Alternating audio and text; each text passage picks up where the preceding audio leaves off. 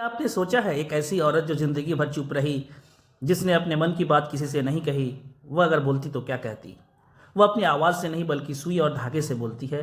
उसका हर टंग का हर डिज़ाइन उसके मन के दर्द और सपनों की कहानी कहता है। देखिए, एक कोने में बैठी है आंट जेनिफर। कांपते हुए हाथों से वह एक कपड़े पर कढ़ाई कर रही है और उस कपड़े पर उभर रहे हैं एक ब्राइट येलो टाइगर्स जो हरे जंगल में निडर होकर उछलते कूदते हैं।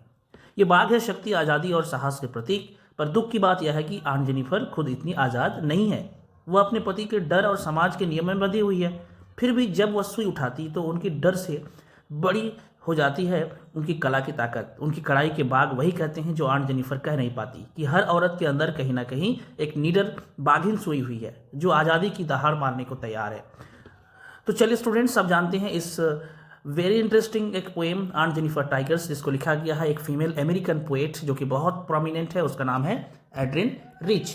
ओके, और इसकी गहराई में जाते हैं और जहाँ पर दिखाई गया एक साधारण कड़ाई बन जाती है औरत की आत्मा की आवाज़, और बाघ बन जाते हैं स्वतंत्रता और हिम्मत के प्रतीक। ओके, इस पोएम में जो है आप यहाँ पर देख पाएंगे, इस जगह पे जो यहाँ पर एक चीज़ लिखा हुआ है बहुत, जो कि बहुत इंपॉर्टेंट है। वो है क्या? वो है यहाँ पर the poem Aunt Jennifer's tigers addresses the constraints. Constraints का मतलब होता है लिमिटेशंस। क्या इसका मतलब होता है? Limitations, right. किसका लिमिटेशन? Married life. किसका मैरिड लाइफ? वुमेन का। और कौन सा मैरिड लाइफ का जो है दिखाया गया है वो है एक्सपीरियंसेस। मतलब एक मैरिड लाइफ जो है एक वुमेन का जो खुद एक्सपीरियंस करते हैं, उसका जो लिमिटेशंस को हाईलाइट किया गया एड्रिन रिच के द्वारा। एड्रिन रिच जो है जाने जाते हैं इसके लिए कि वो अपना जो है रिप्रेजेंट करती है जो औरत जो है ऑप्रेस्ड होती है ना, बाय द मेल के द्वारा, जिसको हम लोग पैट्रियर्कल सोसाइटी बोलते हैं ना। क्या बोलते हैं? पैट्रियर्कल सोसाइटी, राइट। ये चीज़ को जो है दिखाया गया है इस पोएम में। गुड। और इसमें कॉन्ट्रास्ट है, इसमें भी इस पोएम में जो है कॉन्ट्रास्ट एक दिखाया गया है। जैसे आंट जेनिफर के द्वारा जो बनाए हुए जो टाइगर है और उनके स्वयं के जो अपने जो खुद का जो जीवन है, जो लिमिटेड लाइफ है, मैरिड लाइफ है, उसके बीच में एक ज़बरदस्त कॉन्ट्रास्ट दिखाया गया इस पोएम में, है ना। इसमें टाइगर को जो है symbol of strength and independence दिखाया गया है और खुद को जो है अपना जीवन, अपना डर और बंधन के साथ घिरा हुआ दिखाई दिया है। ठीक है, तो ये चीज़ यहाँ पर देखने को मिलेगा और हम लोग एक एक करके पोएम को डिस्कस करेंगे और समझेंगे कि हर स्टैंजा में क्या बोला गया है और किस चीज़ के बारे में डिस्कस किया गया है। ठीक है, ओके, लेट्स प्रोसीड। तो यहाँ पर सबसे पहले जो है टोटल 3 स्टैंजास है इस पोएम में, है ना। टोटल कितना स्टैंजा है? 3 स्टैंजा है। तो फर्स्ट लाइन बोलता है कि आंट जेनिफर्स टाइगर्स प्रंस, है ना। ये प्रंस का मतलब होता है जंप करना, छलांग लगाना। किसके कहाँ पर प्रंस कर रहा है, छलांग लगा रहा है? अक्रॉस स्क्रीन, मतलब उसने जो एक पर्दे पर जो एक बना रहे हैं, है ना, उसी के आर पार में वो जो है छलांग लगा रहे हैं। कौन? टाइगर्स। तो वो देखने में कैसा है? ब्राइट है। ब्राइट मतलब शाइनिंग। और कौन सा? किसके तरह? टोपाज की तरह। टोपाज क्या होता है? टोपाज होता है एक ट्रांसपेरेंट येलो प्रीसियस स्टोन जो ज्वेलरी में यूज होता है, उसको बोलते हैं, है ना। और डेनिजेंस, डेनिजेंस का मतलब यहाँ पर क्या दिखाया गया है? डेनिजेंस का मतलब होता है ड्वेलर्स, मतलब इनहेबिटेंट्स, जो रहने वाला। कहाँ पर? Of a world of green. मतलब यहाँ कहना चाहता है जो आंट जेनिफर का जो आंटी है जेनिफर, है ना, तो वो जो टाइगर के जो वो क्या कर रहे हैं, बहुत ज़्यादा उछल कूदल कर रहे हैं, है ना। और जो बहुत ज़्यादा कैसा है? शाइनिंग कर रहा है। किसके तरह? बिल्कुल एक जैसे एक प्रीसियस स्टोन जो ज्वेलरी में यूज होता है उसके तरह, है ना। तो और जो कि कहाँ रहते हैं? एक ऐसे वर्ल्ड ऑफ ग्रीन। ये वर्ल्ड ऑफ ग्रीन मतलब जो कि फॉरेस्ट में रहता है, राइट। तो ये चीज़ दिखाया गया है जो अपने एक स्क्रीन पे जो वो बना रहे हैं, राइट। क्लियर हुआ? ये कह रहे हैं so they do not fear the man beneath the tree, मतलब पेड़ के नीचे वो कभी इंसान से नहीं डरते हैं। ये कहना चाह रहे हैं पेड़ के नीचे जो है कभी भी वो नहीं डरते हैं, दूसरे से नहीं डरते हैं। वो हरे भरे जंगल में रहते हैं और कभी भी आदमियों से, वो इंसान से नहीं डरते हैं। ठीक है। द पेस, यहाँ पेस का मतलब क्या होता है? द पेस, पेस मतलब होता है रन फास्ट, वो लोग दौड़ते हैं। इन स्लिक, ओके, यहाँ पर दूसरा वर्ड आ गया स्लिक। स्लिक का क्या मीनिंग है? स्लिक का जो है यहाँ पर आपको जो है दिखाया गया है शाइनिंग, शाइनिंग होता है उसका मीनिंग। और शिवलरिक, शिवलरिक का मतलब होता है ऑनरेबल, यानी कि ब्रेव। सर्टेनिटी, सर्टेनिटी का मतलब होता है कॉन्फिडेंस। क्लियर? तो ये यहाँ कहना चाहते हैं कि वो जो है दौड़ते हैं एकदम और बिल्कुल निडरता पूर्वक और एक जो है एक अलग ही आप बोल सकते हैं उदार मन से, है ना, और निश्चय एक के साथ दौड़ते हैं। तो यहाँ पर इस फर्स्ट स्टैंजा में दिखाया गया है किसके बारे में, एक दिखाया गया है कि एक टाइगर जो है is the symbol of strength, है ना, एंड सिंबल ऑफ फ्रीडम, ये चीज़ दिखाया गया है। ये इस फर्स्ट स्टैंजा में अपने आप को रिप्रेजेंट कर रही है कौन, ऑन जेनिफर्स।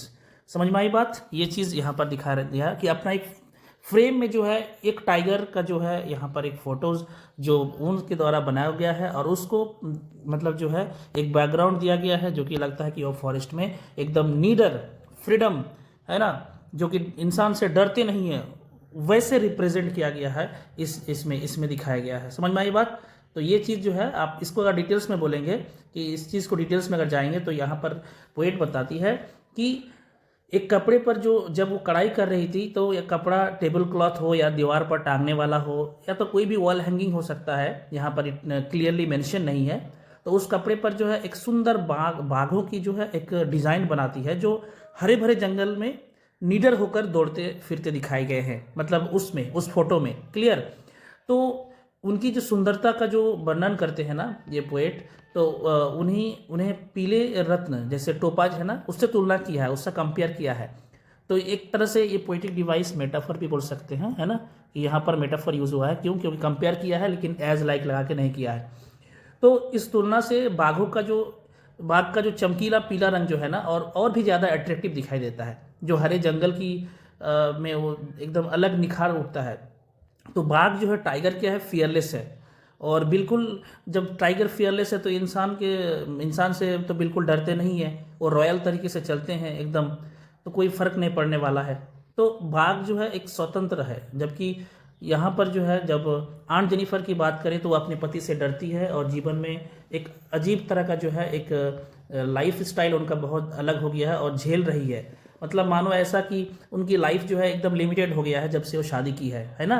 क्यों? क्योंकि वो पति से डरती है और उनको लगता है कि कोई मेरे फ्रीडम नहीं है और जो है हम बंधे हुए हैं। तो ये चीज़ वो कह रहा है, इसीलिए अपने टाइगर को अपना प्रेजेंट कर रहे इस तरह से, है ना, कि वहाँ पर वो दिखा रहे हैं कि देखिए कितना मतलब जो है आत्मविश्वास झलकता है यहाँ पर। जो इनकी जो कला है उससे साहस और आत्मविश्वास झलकता है। उनकी वास्तविक जीवन में डर है, दबाव है, वो दिखाई नहीं देता है, लेकिन वो अपने फोटो से वो अपने लाइफ अपने जीवन को वहाँ से वो प्रेजेंट करना चाहती है। तो ये है फर्स्ट स्टेंजा का डिटेल्स एक्सप्लेनेशन। आई होप आपको समझ में आ गया होगा। अब सीधा चलते हैं हम लोग सेकेंड स्टेंजा में, है ना। तो सेकेंड स्टेंजा में फर्स्ट स्टेंजा आप लोग देख लिए और फर्स्ट स्टेंजा में जो है तो उसके बाद जो है सेकेंड स्टेंजा में देखते हैं। सेकेंड स्टेंजा में क्या बोल रहे हैं आप देखिए, Aunt Jennifer's tigers, Aunt Jennifer's fingers, मतलब जब भी कढ़ाई कर रही थी तो फ्लैटरिंग मतलब होता है, आप एक तरह से बोल सकते हैं ट्रेमलिंग। क्या बोल सकते हैं? ट्रेमलिंग का मतलब क्या होता है मालूम है? ट्रेमलिंग का मतलब होता है कांपती हुई, कांपना। जब वो कढ़ाई कर रही थी आंट जेनिफर तो उनकी उंगली जो है क्या कर रही, कांप रहे थे, है ना। तो किसमें? थ्रू हर ऊल, मतलब जब वो बना रही थी, भून रही थी। तो find even the Ivory needle, ये जो आइवरी निडल, आइवरी मतलब हाथी का दांत का जो निडल था वो हार्ड टू पुल, है ना। हार्ड टू पुल मतलब आप बोल सकते हैं कि जो है खींचने में बहुत कठिनाई महसूस कर रही थी। हाथी का दांत की जो सुई जो है ना उनको खींचने में उनको बहुत ज़्यादा मुश्किल हो रहा था, मतलब बहुत परेशानी हो रही थी। तो ये चीज़ कह रहे हैं कि ना ऊन में जो कांपती हुई सी वो जो चल रही थी ना, तो जब भी वो बार बार उठा रही थी तो उसको बहुत ज़्यादा मुश्किल, मतलब या तो हार्ड या तो डिफ़िकल्ट हो रहा था। So the massive weight of uncle's wedding band, ये वेडिंग बैंड जो है आप क्या बोलेंगे इसको, है ना, जो वेडिंग बैंड है एक वेडिंग जो मतलब जो है यहाँ मैसिव मतलब तो होता है हेवी, भारी जिसको बोलते हैं। बैंड मतलब स्ट्राइप, फीता, मतलब शादी के बंधन में जब बंध गए थे अंकल्स के साथ तो उनको ये फीता ऐसा लगता है मानो कि बहुत ज़्यादा भारी है। भारी तो एक्चुअली नहीं होता है, लेकिन वो जो रिस्पॉन्सिबिलिटीज़ है ना, वो जो लिमिटेशंस उनका जो हो गया था आफ्टर गेटिंग मैरिड, उस चीज़ को यहाँ पर आंट जेनिफर एक्सप्रेस कर रही है और कुछ नहीं है। मतलब जैसे once she got married she thinks that I will not be allowed to go outside, मुझे बाहर जाने के लिए नहीं मिलेगा, मुझे घर के अंदर रहना पड़ेगा, है ना। और मुझे जो है क्या है कि मेरे लाइफ लिमिटेड हो जाएंगे, मुझे अपने हिसाब से जो है हम नहीं चल पाएंगे। तो इसीलिए जो है उनको लगता है क्या कि ये इसके वज़न जो है बहुत क्या है, मैसिव वेट है, बहुत ज़्यादा भारी है। कौन सा? अंकल्स का जो वेडिंग बैंड है ना। तो सिट्स हेवीली अपन आंट जेनिफर्स टाइगर्स, और उनके हाथों में जो है ऐसा लग रहा है वो भारी पड़ रहा है ना। जो बंधन है जो उनकी शादी का जो बंधन है, मतलब पति से जो शादी किए है उनके फीते का जो बंधन है, तो जेनिफर जो आंट है ना उनके हाथों पर भारी पड़ रहा है। तो भारी पड़ रहा है मतलब ये नहीं कि वो वजनदार है ना, मतलब इसमें क्या है कि उनको उनको फ्रीडम छिन गया है, मानो लाइफ जो है लिमिटेड हो गया है, वो अपने हिसाब से नहीं सब कुछ कर पा रहे, है ना। तो इसीलिए जो है उनको ये चीज़ भारी ज़्यादा लग रहा है। इसको अगर हम डिटेल्स में डिस्कस करें, अगर कि एक्चुअली में यहाँ पर पोएट क्या बोलना चाहता है, ठीक है, इसके सेकेंड स्टैंजा में, तो आप बोल सकते हैं कि इस पोएम में जो है Aunt Jennifer describes about her husband, है ना, कि उनका जो डर है वो एक्सप्रेस कर रही है। वो कहती है कि जब आंट जेनिफर, यहाँ पोएट कहती है कि जब आंट जेनिफर कढ़ाई कर रही होती है तो उनके हाथ बहुत ज़्यादा कांपते हैं, है ना। या ये किस लिए कांपते हैं, ये नहीं कि उनका एज ज़्यादा हो गया है, ये उनके पति के डर के कारण हो रहा है ना, क्योंकि उनके पति को उनका कढ़ाई करना पसंद नहीं है, यानी वह उनकी रुचि, उनका जो इंटरेस्ट है और उनका जो स्वतंत्रता का विरोध करते हैं, मतलब उनका फ्रीडम का विरोध करते हैं, उनके इंटरेस्ट के अगेंस्ट में रहते हैं। तो ये उनके डर के लिए उनका हाथ कांपते हैं, उनकी उंगलियां कांप रही थी। तो इसी वजह से जब वह सुई से काम करती है तो डर के कारण उनके हाथ कांपते हैं और उनके लिए सुई को ऊपर नीचे चलाना भी मुश्किल हो जाता है। एक्चुअली मुश्किल है नहीं, लेकिन मुश्किल हो जाता है डर से। तो फिर पोएट एड्रिन रिच ये बताती है कि जो वेडिंग रिंग है, मतलब वेडिंग बैंड, जो आप बोल फीता बोलो या शादी की अंगूठी जो बोलिए, जो भी है, यहाँ इसके बारे में क्या बताती है कि जो आंट जेनिफर को उनके पति ने शादी के समय दी थी, जब उनसे शादी हुई थी, तो एड्रिन रिच कहती है, जो पोएट है, वो कहती है कि अंगूठी अब उनके लिए एक बोझ बनकर रह गई है, बार्डन हम बोल सकते हैं। जो वेडिंग बैंड है ना, ये एक तरह से बार्डन है, एक तरह से क्या है, बार्डन है। तो क्योंकि वो अपने पति का जो है, जो टॉर्चर है, इतनी मतलब ज़्यादा पीड़ित हो चुकी हैं कि जो अंगूठी कभी प्रेम का प्रतीक होना चाहिए थी, मतलब द वेडिंग रिंग और wedding band should be the symbol of love, okay, लेकिन जो है यहाँ पर वो चीज़ नहीं है। यहाँ पर वो उनकी एक तरह से सिंबल ऑफ पेन हो गया है ना, सिंबल ऑफ पेन हो गया है। इस चीज़ को यहाँ पर बताया जा रहा है, समझ में आई। तो उनके कांपती हुई उंगलियों पर वह छोटी सी अंगूठी जो है अब एक लगता है कि हेवी बैंड हो गया है, इसीलिए मैसिव वेट की बात किया है, मैसिव वेट, जबकि उसका वेट नहीं है ज़्यादा, क्यों, लेकिन फिर भी वो उस चीज़ अब हो जा रहा है कि ऐसी महसूस हो रहा है ना। तो इसका मतलब यह है कि वो अंगूठी उनके लिए एक पेन है, एक फियर है ना, कि पति के हावी स्वभाव से जुड़ी हुई है। Okay, so the wedding band is the symbol of pain and it is connected to the husband, है ना, ऑफ आंट जेनिफर्स, और कुछ नहीं है। तो उसके बाद जो है, जहाँ शादी का प्रतीक अंगूठी भी उनके लिए एक बंधन और दुख का प्रतीक बन चुका है, symbol of sorrow. Actually it is the symbol of marriage, symbol of love, symbol of happiness, but later it became the symbol of sorrow and symbol of pain, है ना, ये चीज़ कह रहे हैं। आई होप आपको समझ में आ गया होगा, क्लियर। तो यहाँ पर वर्ड मीनिंग पता चल गया, फ्लैटरिंग मतलब ट्रेम्बलिंग, कांपना, आइवरी मतलब मेड ऑफ आइवरी, हाथी का दांत का बना हुआ निडल, क्लियर। और उसके बाद मैसिव मतलब हैवी, है ना, स्ट्राइप मतलब फीता, जो बैंड है, क्लियर। सो ये था detailed explanation of the second stanza of this poem. इसमें पोएटिक डिवाइस है, एफ साउंड का रिपीटेशन हुआ है, तो आप अलिट्रेशन बोल सकते हैं, जैसे फिंगर फ्लैटरिंग, है ना, ये जो फिंगर फ्लैटरिंग हुआ ना, ये एफ साउंड का रिपीटेशन हुआ। किसका? एफ कंसोनेंट साउंड है, तो कंसोनेंट साउंड का रिपीटेशन होने से उसे हम अलिट्रेशन बोलते हैं, क्लियर। और भी आपको देख सकते हैं, जो पहला तो मेटाफर हो गया फर्स्ट स्टैंजा में, टोपाज को जो एग्जाम्पल हम बताए थे, राइट। तो इस तरह से जो है वहाँ पर यूज़ हुआ था किस चीज़ का, एक बार देख लेते हैं। यहाँ पर आप देखेंगे तो आपको पता चलेगा, जो टोपाज है ना, यहाँ पर जो टोपाज है, ये टोपाज, ये जो है क्या है, कंपेयर किया है, तो इसीलिए यहाँ पर मेटाफर यूज़ हुआ है, राइट।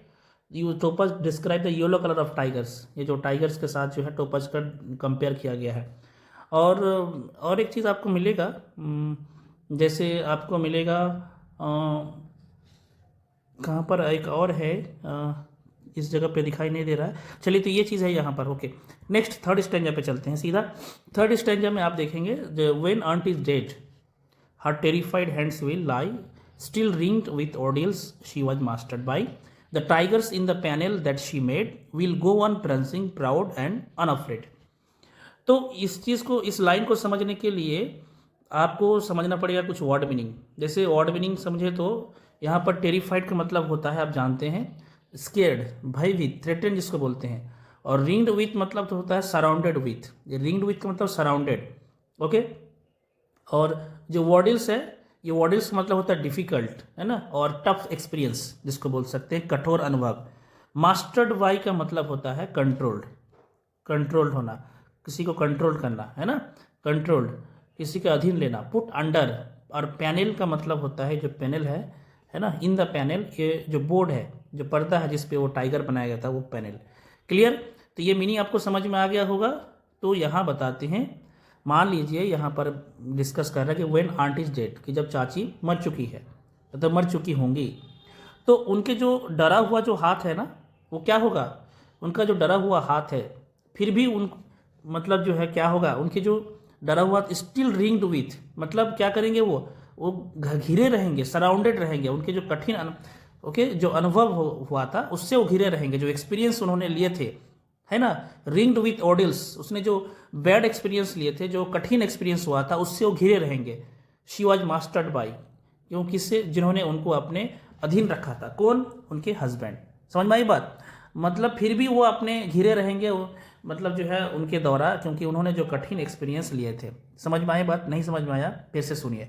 यहाँ क्या बोल रहा है कि व्हेन आंट इज डेड, जब मतलब उनके आंट मर जाएंगे या तो मर चुकी होंगी, तो उनके जो डरा हुआ हाथ है ना, विल लाई, मतलब जो है क्या होंगे, उनके जो जो डरा हुआ हाथ है, क्या उनको घिरे, लाई स्टिल रिंग्ड, मतलब घिरे रहेंगे, किससे घिरे रहेंगे, उनका जो बैड एक्सपीरियंस हुआ था, है ना, ओडिल्स मतलब डिफिकल्ट या टफ एक्सपीरियंस से घिरे रहेंगे, जो कि किस लिए हुआ था, मतलब जैसे उनके पति, उनको हस्बैंड, मतलब जो है उनसे शादी हुई थी ना, तो उनको अधीन करके रखा था, तो वो उसके बाद जो एक्सपीरियंस हुआ था वो रहेंगे। So the tigers in the panel, मतलब जो टाइगर्स पैनल में है, जो बनाई थी वो, she made will go on prancing, लेकिन यहाँ पर एक चीज़ क्लियर हो रहा है कि मैन इज मोर्टल, है ना, वो मर जाएंगे, वो ख़त्म हो जाएंगे, लेकिन ये कह रहे हैं कि उनका बनाया गया जो आर्ट है, आर्ट मतलब जो आर्टिस्टिक एक्सेलेंस यहाँ पर बोलेंगे, जिन्होंने वो बनाए थे, वो क्या, वो तो नहीं, वो तो रह जाएगा, वो उछलते कूदता रहेगा, वो टाइगर, है ना, जो भी वो बनाए थे, वो प्राउडली और अनअफ्रेड, मतलब बिना डर के, निर्भयता के साथ और गर्व के साथ जो है वो उछलते कूदते रहेंगे। ये चीज़ यहाँ पर कौन, आंट जेनिफर बोल रही है। अगर आप इस चीज़ को डिटेल्स में भी अगर बताएंगे कि डिटेल्स में यहाँ पर एड्रिन डीज क्या कहना चाहती है, कि आंट जेनिफर की जो कढ़ाई के डिज़ाइन से ही यह बात साफ झलकती है कि उनके मन में जो फ्रीडम एंड फियरलेसनेस है ना, उनकी गहरी इच्छा है, ये तो क्लियर है, लेकिन उनके द्वारा बनाए गए जो टाइगर्स है इस इच्छा का प्रतीक है। समझ में आई बात? वो कुछ नहीं कर पा रहे, लेकिन अपने मन में खुद जो है वो कल्पना कर रही है ना, एक फोटो बना के। समझ में आई बात? तो ये चीज़ कह रहे हैं कि वह गर्व से निडर होकर कपड़े पर उछलते कूदते दिखते रहेंगे। तो लेकिन पोएट्रेस यहाँ पर आगे कहती है कि आंट जेनिफर अपने एंटायर लाइफ में इस स्वतंत्रता को कभी प्राप्त नहीं कर पाएंगी, मतलब वो कभी फ्रीडम नहीं मिलेगा उनको, है ना, वह केवल वो इस चीज़ को मृत्यु के बाद ही इस बंधन से मुक्त हो जाएंगे, जब वो मतलब मर जाएंगे तभी अपनी चीज़ हो पाएगा। फिर भी यहाँ पर आयरनी है कि आफ्टर डेथ भी उनके हाथों में जो शादी की जो अंगूठी है, जो वेडिंग रिंग है, वो बंधन रहेगा। तो वही अंगूठी जो उनके पति द्वारा दिए गए, जिसमें टॉर्चर्स और शैकल्स के प्रतीक बन गई है, उसमें तो टफ एक्सपीरियंसेस था।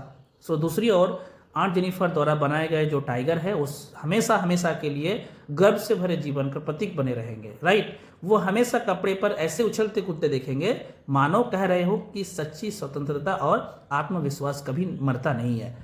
तो इस प्रकार का जो है दिखाता है कि जहाँ आंट जेनिफर का जीवन एक बंधनों और डर से घिरा हुआ है, वही उनकी कला, उनकी आर्ट यानी कढ़ाई के जो बाग है, जो बुनी है, उन्होंने बनाई है पिक्चर, है ना, उन्हों से, तो उनकी जो अंतरात्मा की जो आज़ादी और साहस का एक अमर प्रतीक बन जाते हैं। So this is all about the discussions of the poem. This is the complete and detailed explanation of the poem Aunt Jennifer's Tigers. I hope you all understood very nicely.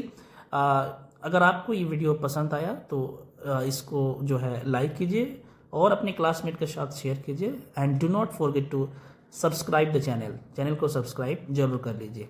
और बाकी पोएम जो भी है, इससे पहले चारों poem का जो है प्लेलिस्ट इसी वीडियो के डिस्क्रिप्शन में ऐड कर देंगे, आप ज़रूर उसको भी एक बार देख लीजिएगा। Thank you for watching.